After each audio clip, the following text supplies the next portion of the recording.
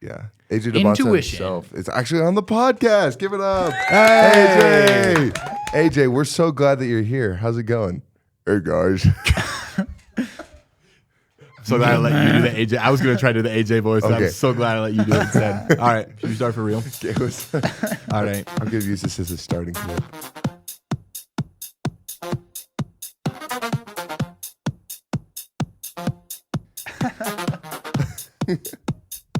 Oh, man. Bienvenidos todos al podcast Hike the Y. Yo soy Connor y estoy aquí con Brandon y Nate. Estamos muy emocionados por este episodio del podcast. Hola, soy Brandon. Me llamo.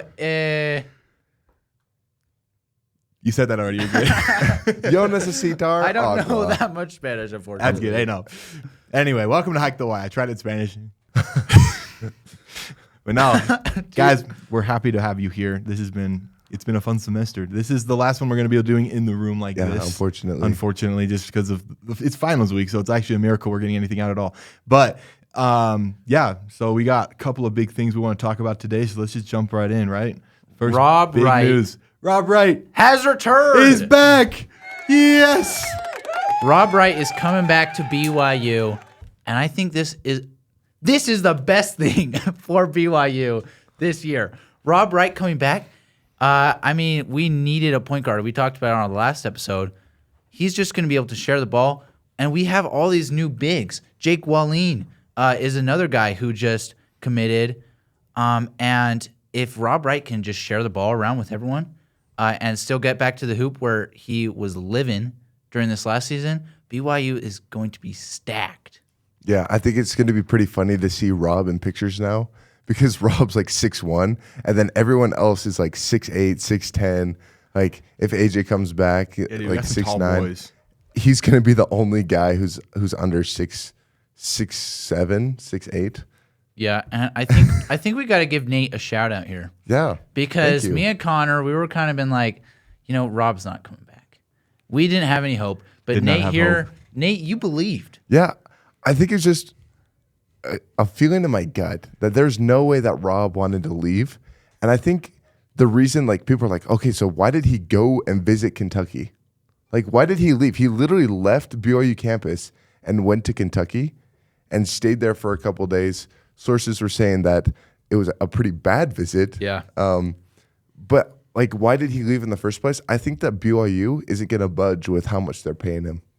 And I think he was expecting to get a little bit more, and Kentucky was not the right place to go. No, it's been a theme, though, with Kentucky and recruiting in these recent years. I mean, especially like this last cycle has not been kind to them either. Colin Chandler leaves, and they couldn't land another star to try to replace that. And so it's not going very well for Kentucky, but Kentucky's loss is BYU's gain, and I'll take it any day of the week, obviously. Super excited to have Rob back. That is probably the biggest thing already. Like that, increases, that raises our ceiling so much, just having Rob Wright in the lineup. Yeah, and like people, I got to call them out. A bunch of people I've been talking to on BYU campus have been hating on Rob Wright. And they've been saying, you know what, Rob Wright, you're not the type of guy we want on our team anymore because you're saying you're going to leave BYU, all this stuff. And now you know what? Rob Wright's coming back. And Rob Wright's doing what he said he was going to do. So you know what? Everyone who's been hating on Rob Wright, they need to stand up and they need to be like, yep, it was me. And I repent of my sins. Accountability. And we'll forgive you, but Rob Wright is back and he's back to stay. We'll forgive you. That's crazy. One more thing about Rob Wright is this is his third year. Yeah, this is his third year, and it'll be his second at BYU. Is that correct? Yes. Yeah.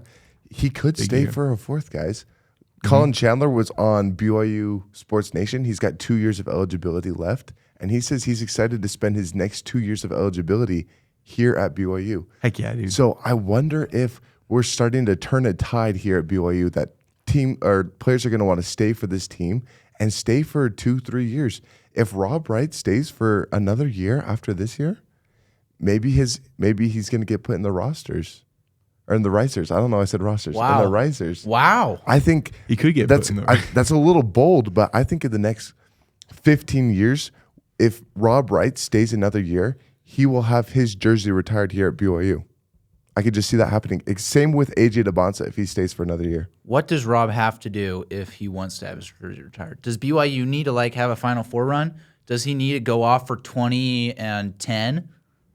Or is it just, oh, he's coming back. He's a big name. I think he's got to continue what he's doing, because what Rob Wright has been doing is he's consistently scoring about 20 points a game. We saw that last season. He was able to spread the love to other people on the team.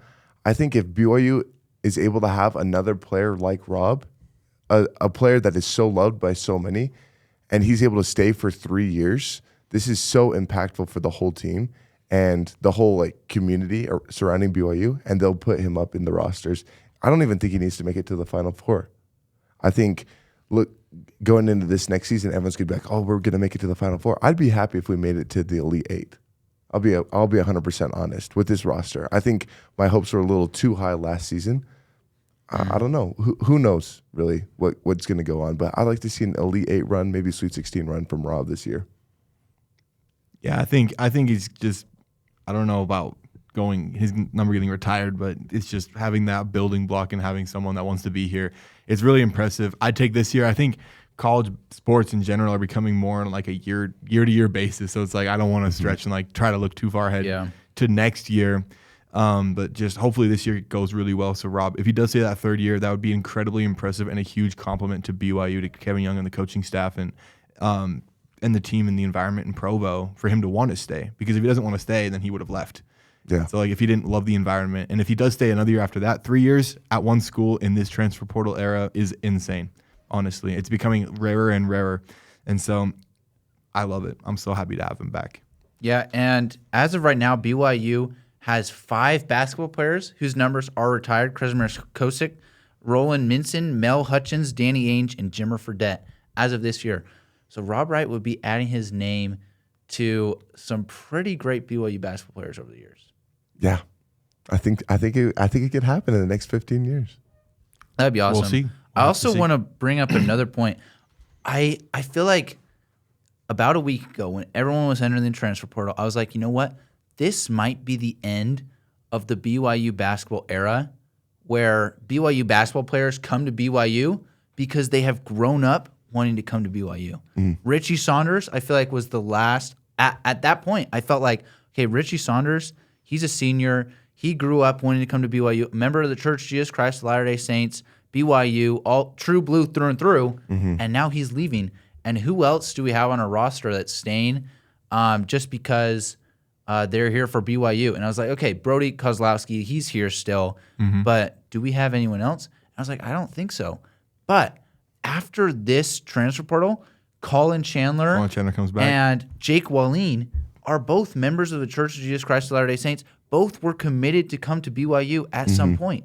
And so with all that's going on with NIL, all this stuff, I think the BYU is going to still remain sort of like a lighthouse for players that really did want to come to BYU as they're growing up.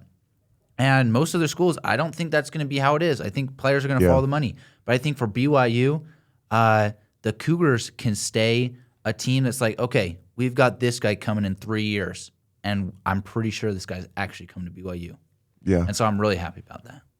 I'm happy he's home. I'm happy he's coming home. Like they both were. They did feel like homecomings, right? Like, you know, original commits, like original BYU fans growing up, kind of vibe. I really am excited for them, and it's just to have Wahlin come back is just more depth and a great player with a great attitude, a guy that's going to want to be there, and that's something that we really need. I don't know. Yeah, and I don't think Wahlin will be starting. I think he'll probably be coming off the bench. That's Average just 5.3 points, 3.9 rebounds at Clemson. But I remember watching him when Utah played BYU 2 years ago, and I'm pretty sure it was at the Marriott Center. I was sitting on my couch at home, and I was like, I really like this Jake Wahlin guy. Like, he looks like a player that I wish BYU had. And now BYU has him. 2 years later, my dream has come true. There you go. And so, Jake Wahlin, thank you for coming to BYU. Thank you for finding the way. And I wish you the best here at BYU. Yes, sir. Yeah. Anyways, thanks for listening to the podcast, guys. Heck yeah. We appreciate all of your guys' support. Please cheer us on for our finals. Yes, sir. Please. And if you have your own finals, good luck. Why are you listening to this podcast during finals? Listen after. Listen after, guys. It's a hype up. Like before you go into You can do it. Yeah, into yeah, the yeah, BYU yeah. testing center, you're like, You hit like I some, gotta hype myself up. I gotta start believing myself. you do this. Listen like to the White Pod. Your grades do not define you. You are strong and you are worth it no matter what you get on your Chem 105 test, bro. Yeah, Let's go. we can do it. This has been a fun podcast. Thanks for listening, guys. We'll see you on the next one. Go Dogs. Sing 'em.